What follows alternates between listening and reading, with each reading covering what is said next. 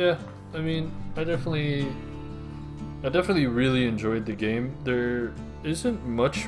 I think I've said most, like 90% of the game up until the last level. All my thoughts are the same. It's a beautiful game, very atmospheric, very thematic. It all ties together very well. And the controls, holy shit, the controls in this game are so fluid, and the combat is so technical, and all the mechanics are like can be used, like they flow together so well, and every mechanic is usable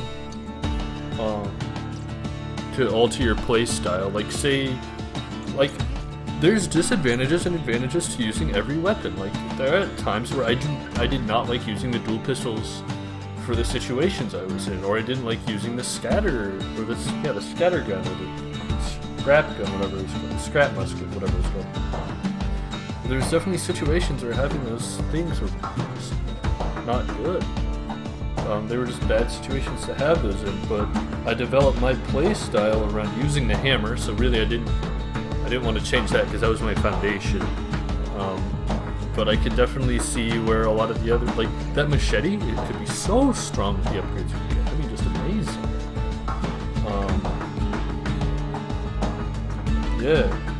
And I think there's definitely every gun is, or every weapon I should say, is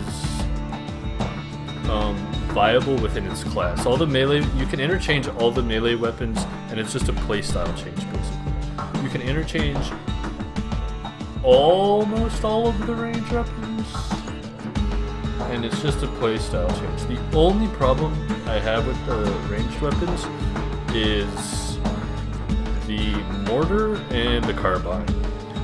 There are definitely most situations where those guns are just suboptimal. And they'll just get you killed if you try to charge up and kill people with that. I think in the later levels, it'll be like those guns are good. In the early levels, they'll definitely, like in the main missions, they'll be good. But in like the dreams and when you journey to who knows where, they would be so bad. Especially in that third one, it's so awful, so hard. That shit was ridiculous. That shit was so hyped though. Oh my god, who thought I was dead in the water? Oh my god, that might just be a highlight freaking clip. Jesus. Yeah, and then once you hit the last level, two things happen. They added new mechanic for platforming that jump instead of roll, which I don't like, because they train you through the entire game to use the roll mechanic, and it has a different animation time. They both do two different things, and especially since the jump keeps your hitbox on the ground when you're in the air, that could fuck you up. It did fuck me up once, but like 100 times over, that shit could fuck you up when you're in the wrong situation. I think the way they implemented it in the running sequence, because there was a couple of the running sequences where you're just trying to not fall off the breaking world, and the way they implemented it in there was pretty cool. That was a really good implementation of that mechanic. Everything after that, unnecessary and confusing to the player. This is what I hate. This is one way of game design philosophy I don't agree with, if it's like a thing, is changing mechanics. If you take away one mechanic and substitute in another at any point in the game, past like, I don't know, 20% way through the game. Say I use the dodge roll for the first two levels and then I get the jump. That's different, because then I've trained my way basically up with using the jump. But if there's a point of attachment or a point of reliance on a mechanic, do not take it out. It severely hinders the way the game is played from that point on, up until you've played the same amount of time with it. So you could say, oh, but 50, then why not 50% of the way through? Well, the problem with 50% of the way through is that the game is supposed to get progressively harder as the game goes on. This game definitely did that at every point. There was no point in the game where you could just kind of sit back and relax because there was a lull in dynamics. So you were always faced with new weapons, new abilities, new enemies, new landscapes to fight those enemies, new combinations of weapons and abilities. And it's the same, and that same philosophy is reflected on my choice to just sit with the hammer the whole game, or to just use the dual pistols as much as possible. I would change from the dual pistols more if they weren't dual pistols, and I just love dual pistols. The way they look, feel, and act are just so cool to me, personally. I like hammers too, don't get me wrong, but I don't have as big as a preference over hammers as I do if it like swords and the machetes and all that, and the daggers or whatever. The spear, I'm not a big fan of spears. But it actually felt pretty good once I got the hang of it in that one level. It didn't feel bad.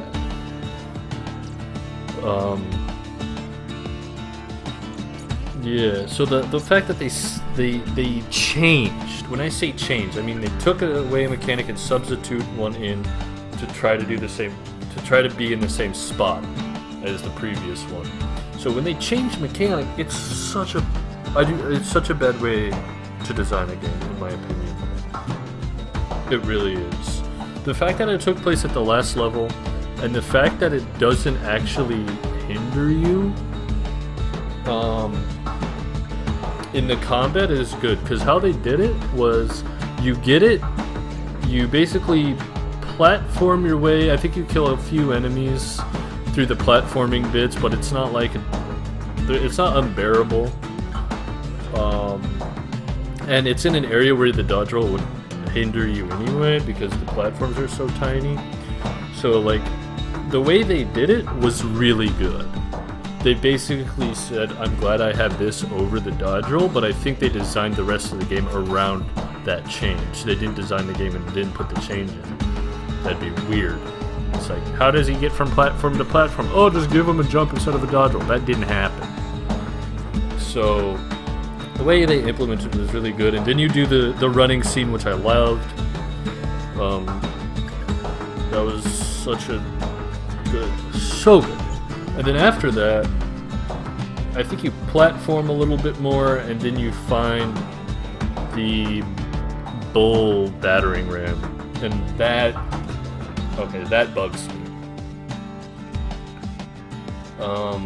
It basically, with those two mechanics, they made it a platformer where you didn't fight much and there was just potions everywhere. So it was basically, they put you in God mode for the last level, and I hate that.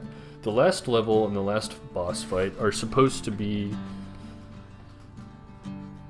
a accumulation of all of what you've learned through the game. So it's like, give me the Calamity gun, give me the Calamity cannon, and give me my hammer. And both of them are upgraded because that's what I've spent time in this game doing, and I've spent time learning the mechanics of those two weapons. And then I mixed in an ability, so I have a good rotation going, and I have a good style in how I play the game. And they're basically like, that doesn't matter, you will never die. Here's a one-shot ability with the Calamity Cannon if you took it. If you didn't take it, it wouldn't be that bad with the one-shot abilities. The things where you have to fight 6 guys at a time wouldn't be a big deal. After that, you would actually, those would actually be difficult fights, so maybe there's that too. Maybe that's the point to it, is those are supposed to be the difficult fights in the game, where you use your mechanics and I just one-shot everybody, which is kind of shitty that was an option, and I just kind of happened into it, and It's like, I mean, yes, I had attachment, like, I had the biggest attachment to the dual pistols, yet I still took the Calamity Cannon for the last level. It feels like that's what you're supposed to do, but there is an argument to be made where if I don't like the Calamity Cannon, I'm not taking it. Sure, that's 100% fine, then the first half of the final level is fine. Up until you get the frickin' jump. Once you get the jump, there's almost no fighting.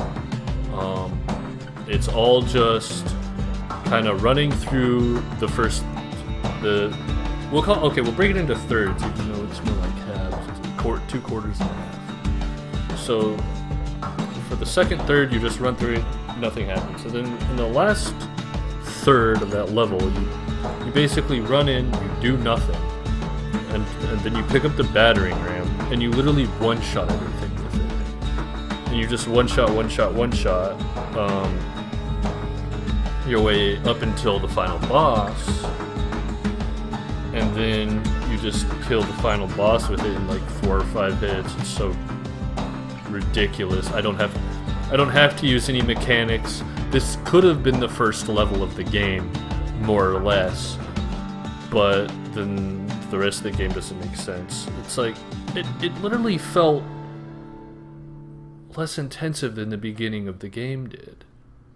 Fighting gas bags and freaking gas fellas and wind whores or whatever they're fucking called.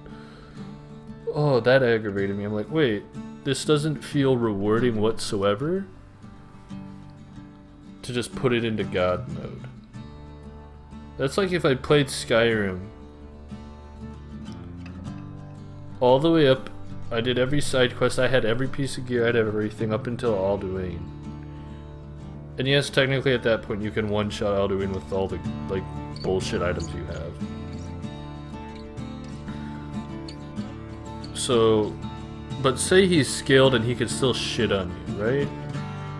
Say that wasn't a thing, you actually couldn't, like, just one-shot him. And it was actually a balanced fight.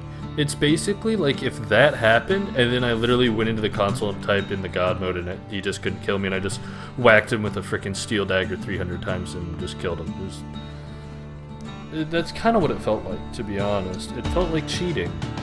It felt like I put in all this hard work, and then I didn't get to show off what I had learned or what I have, and my skill set. It basically felt like, oh, here you go, baby. Here is your reward. You just get to one-shot that shit and breeze through the final level. And that is built up to be the final level. There is nothing before that that says this is the culmination of all your skills. This is where everything happens. This is it. This is you gotta. Are you good enough to beat the game? And there's nothing before that point that says that. And then once you hit the last level, it basically just says, oh, everybody is good enough to beat the game. Whoop-de-doo. That's aggravating. It's like playing Yu-Gi-Oh! For 6 months straight. You go to a tournament, and you find out everybody leaves with the same amount of money no matter where they place in the tournament. That's what it feels like. No trophy, no nothing. You just show up and you get your prize.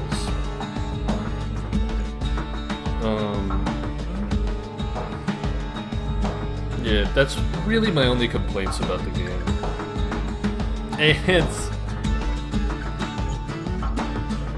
And some of the cliche lines the narrator says. But those aren't a big deal. It's kind of cute. It's cute. More than anything, the only reason it's a complaint is because the script is written so well up until those lines. Like everything else is at a 100, and those lines are like at a 50. So when you look at it comparatively, it's just weird. It's just relatively just not. It feels bad, even though it's not. I could go on for a long time saying what I like about the game. I love the narration. I love how the storytelling is done. It's a very classical reverse storytelling. It really is. Even though it technically starts at the storyline is linear, the way the story is told through the narration is like almost the exact opposite. You don't find out technically it's Z is the one being told the story, that like who Rux is, even though you see Rux like after the very first frickin' level. Like you don't find out what's in the journal up until like almost the second to last. No, up until you find Zia. When you find Zia is when you find out what's in the journal. Yeah. Two things I guess didn't make sense to me were the fact that Zia didn't have a voice up until the end.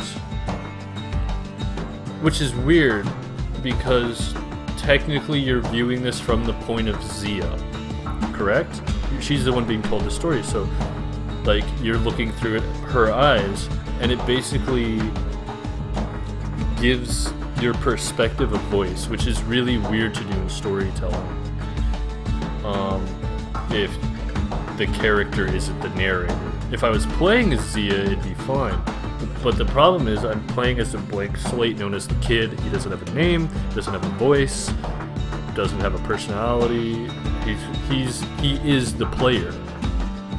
I felt like it wouldn't make sense if Rux was telling the story to the Kid though, and I feel like that's how it should have been done. But he's telling it to Zia. And then Zia is given a voice, and your perspective is given a voice after we find out that Zia is... Like, if Zia had a voice up to that, I think it would be less jarring, because we don't know that the story's being told through her perspective. But because she doesn't get, a voice until...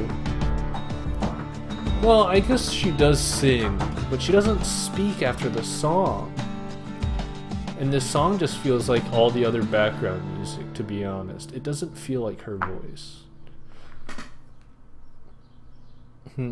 It's very interesting. It's very interesting that you're playing as a blank slate, so you would figure that the perspective would be a blank slate. Well, okay, so there's a first person, second person, and third person storytelling elements. The Kid is the first person, Z is the second person. How you're technically viewing the story from, because you're playing as the Kid, and Rux is basically saying, look at the kid, look at the kid, look at the kid, to Zia, who is you.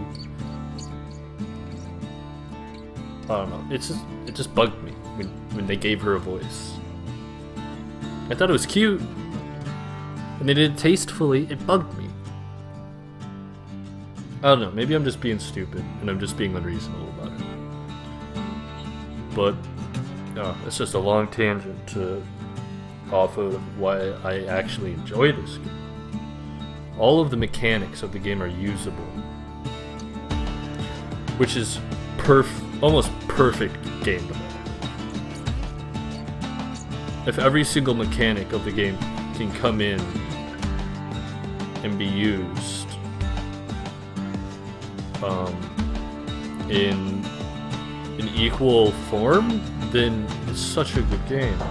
And then they have situations where one mechanic is better than the other because it has an advantage over a disadvantage, and then in another part of the game it's swapped, where one will have an advantage, where the one that had the disadvantage now has the advantage, and vice versa.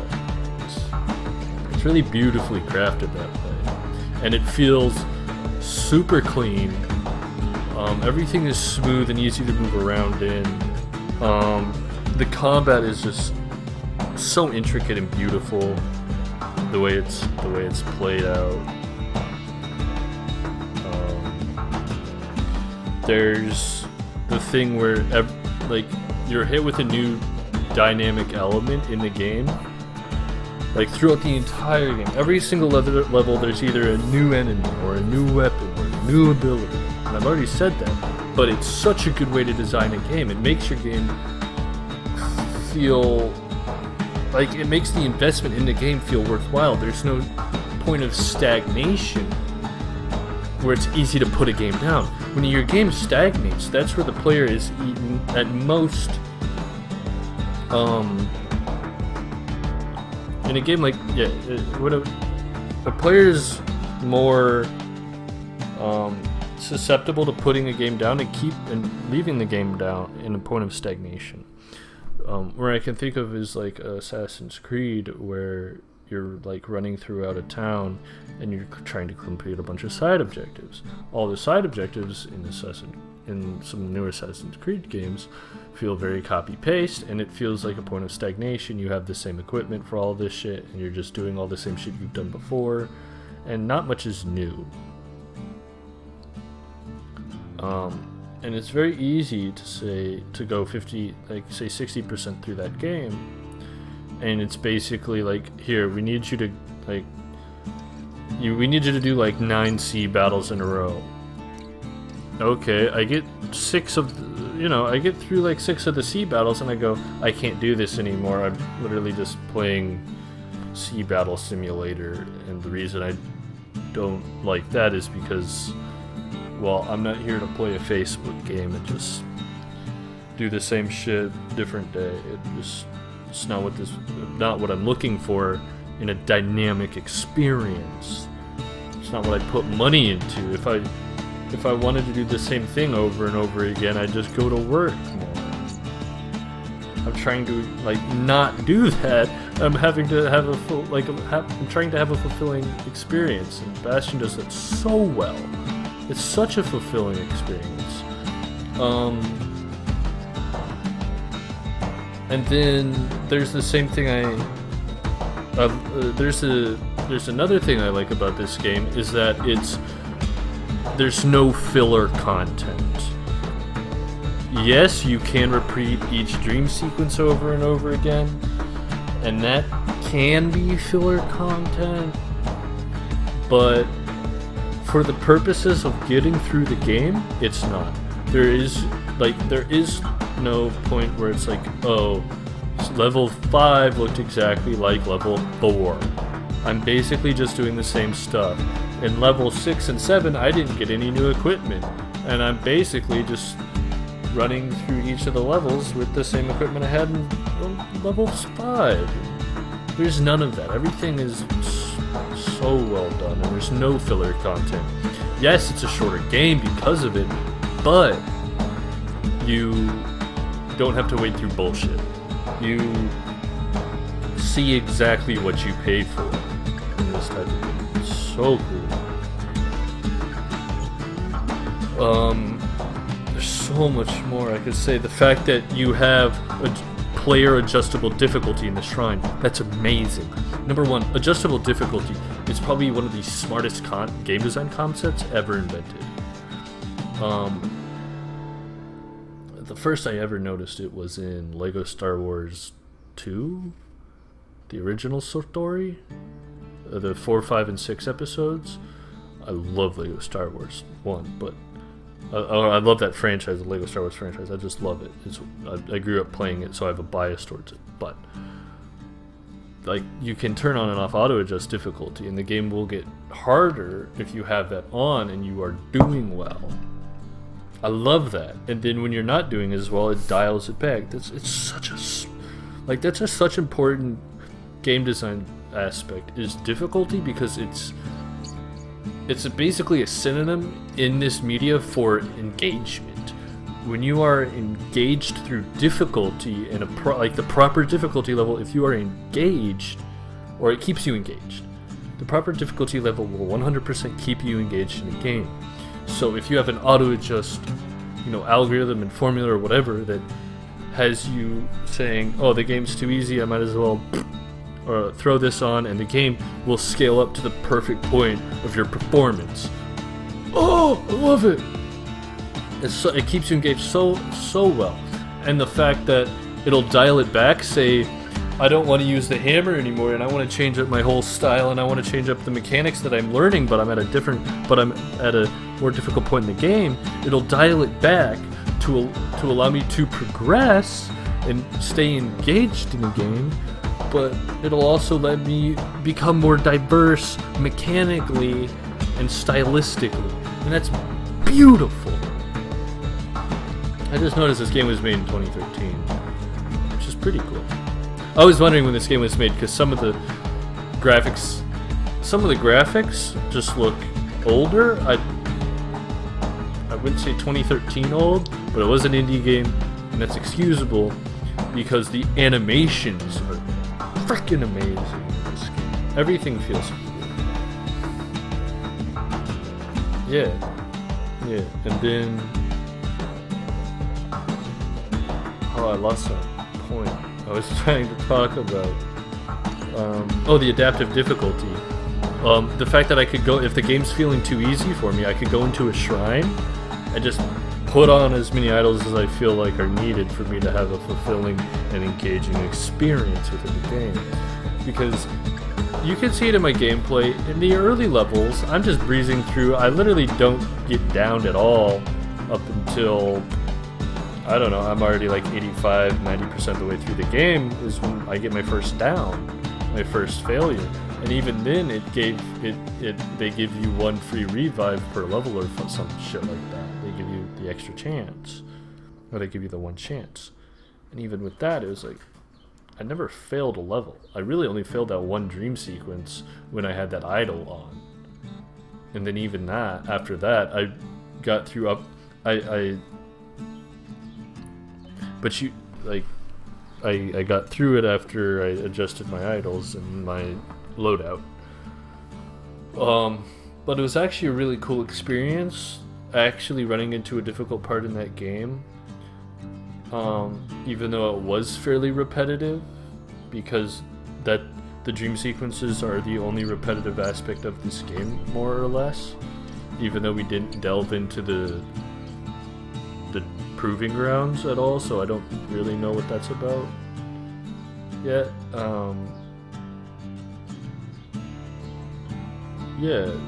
So it was the most little bit of repetition, which was kind of slightly frustrating. But then once I beat it on the second try, I literally felt myself get better because of it. I literally, like, being better does not necessarily mean just being mechanically stronger at the game. It could also be I approach the game in a smarter way.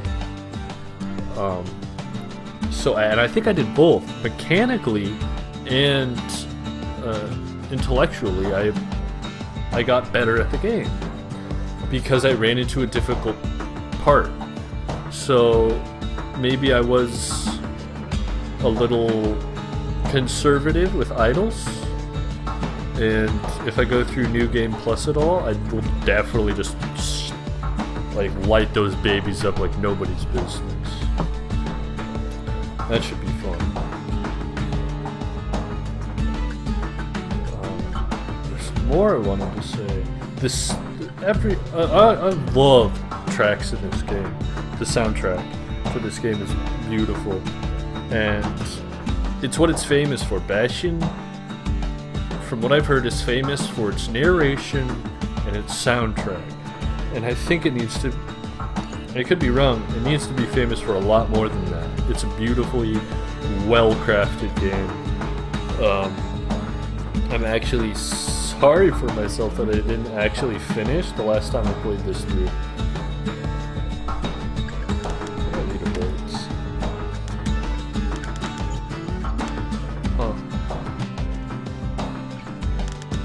There's 4 dream sequences. I know the kid's dream was the first one. The senior's dream was the second one. I don't remember the survivor's dream, because the stranger's dream was the third one I did. Awkward. So maybe I'm missing something.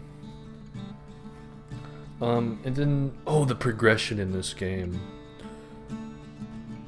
was well done.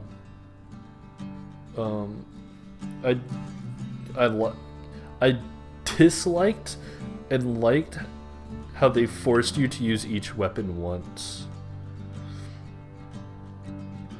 The reason I disliked it was because I felt like I had to continue to use a weapon to like understand it more, and I wanted to just use one weapon for a few levels in a row. But the problem with that is you will grow an attachment to that weapon, and you will just use it over other weapons, and you will not use a weapon. Like say it didn't force me to use the spear, maybe I just wouldn't have used the spear or the machete, even though I want to go back and use the machete and maybe use the spear in some circumstances. But because they made me use it, and they didn't let me get comfortable with one weapon over another, it actually made my decision more informed when I was going to choose my loadout for the rest of the game after I unlocked everything. Excluding the Calamity Cannon. The Calamity Cannon is a late game reward for getting to that point in the game. And it says, it's going to get more difficult from here on out, so here's a tool to let you try to adjust for that, because you will see shit in the next few levels after the Calamity Cannon that you have not seen with and been accustomed to with your other weapons. So it's fine. It's actually a different mechanic on its own, the way they establish it. It's really well done. Really well done. Touched on sound. I love the filters in the game. I can't say much for the art style. The art style is very... It does what it's supposed to do 100% though, and I think it was very well done. But it's not a flashy or like... The game isn't built around the art style like some other games, like Abyssal Odyssey, and Banner Saga are. And then this game is really thematically built around the soundtrack and the mechanics. And the art style in this game is more of an anchor. And it's more earthy and it's more muted to accentuate those points. And then, like I said, it does what it needs. It does its job 100%. It's perfect. And then they kind of let it pop when they throw the filters on and all the color comes out and you're like, ooh, like not much is going on, so let's pop the art style. That's such a genius thing. I don't know if they intentionally did that. If they did, they're masterminds. They're video game development masterminds. Yes, they fucked up the last level in my opinion. But everything up to that point is just amazing. If it was suitable for me to like eat and drink like into the mic, this would be a very easy sit down and just burn through this game because it's so engaging. It's so beautifully done that it's a joy to play through. That's what you're looking for in a game, in an experience, in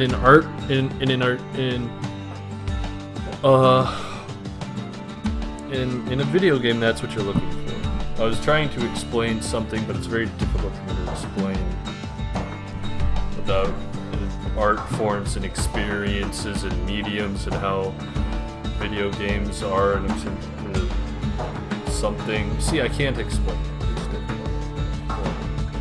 But if I didn't have to like stop after the first like 3.5 hours or whatever, I think it was like 3 hours or 3.5 hours. I don't know how long the first sit down was. How long the first sit down was. It was like, oh, I'm getting hungry. I gotta get up, eat a bagel. Kind of let my voice settle so I don't lose it or damage it. So I was like, take an hour break, come back, do what I need to do, beat the game, talk about the points that I want to talk about. And I'm getting hungry. That's the thing. It's like I feel like I have to get up and go eat. I feel like I can't like leave this sitting here, go up, find a sandwich, come back and play the game and eat that sandwich. it's very disrespectful to the format and to the people who are, you know, to you, the viewers. Because, yes, I did not speak much during this game. A, because the game wouldn't let me. And B, it's disrespectful in most areas of this game. And say, if I wanted to speak and give my input and all that, I would have to do it more or less over the narration. And that's disrespectful to the game, and it's disrespectful to the viewers, because maybe you didn't come to hear my insight over this game, and maybe you're not even watching this episode or this part of the playthrough or whatever because you're like, I don't give a shit what you have to say. I came here to watch the game Bastion. That's what I wanted to see. And that's fine. And that's why I shut up, because there are people out there who want to see that and who don't want to see me talk over that shit. And that's why I went through and I tried to hit on many of the story elements as I could, and I didn't just burn through the game, and I didn't, I went through and I had everybody talk about each memento. I went through and I read through as much as I felt was necessary to get the story points across. I didn't read through any of the weapons or abilities, because those are some things you could visually see, and what you could, those are some things you could visually see, and you didn't need an audio explanation. But I would go through and I read through pretty much everything in the memorial. I read through all the shrines.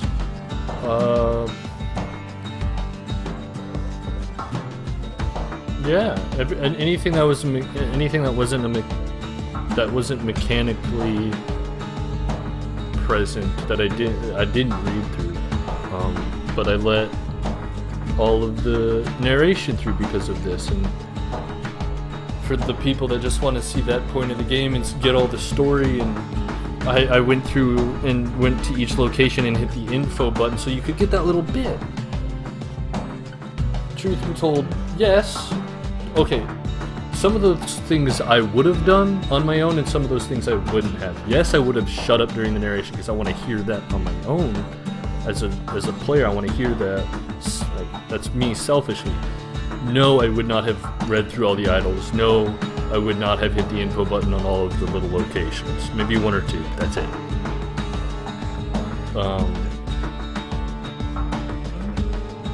Yeah. So I don't know where that point spawned out of. But that's what I'm trying to do. I'm trying to give you guys, the viewer, better. I'm trying to give you guys the experience of the game, even though you're not playing. I'm trying to give you what it's like, an experience of what it's like to play the game without actually playing it.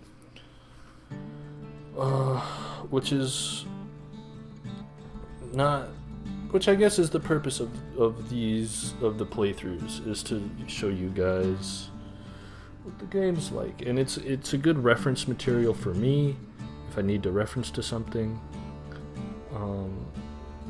But it adds to the main content of the channel. It says, oh, he does a review on a game. Okay, but I want to know a little bit. He didn't cover what I wanted to know about the game in depth in the review, because no, I'm not going to go into the story in the reviews. That's bad manners as shit. I could conceivably, you can't conceivably do it.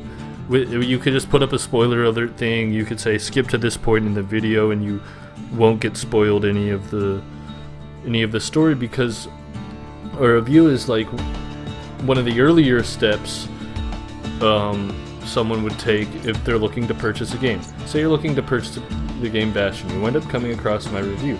My review answers a lot of questions that you would have about the game before purchasing it, like, is this a good purchase? Objectively, is it a good game? Then you're like, well, what about subjectively, is it a good game? Yes, the review will answer that to some point. That's not what I want to do in my reviews.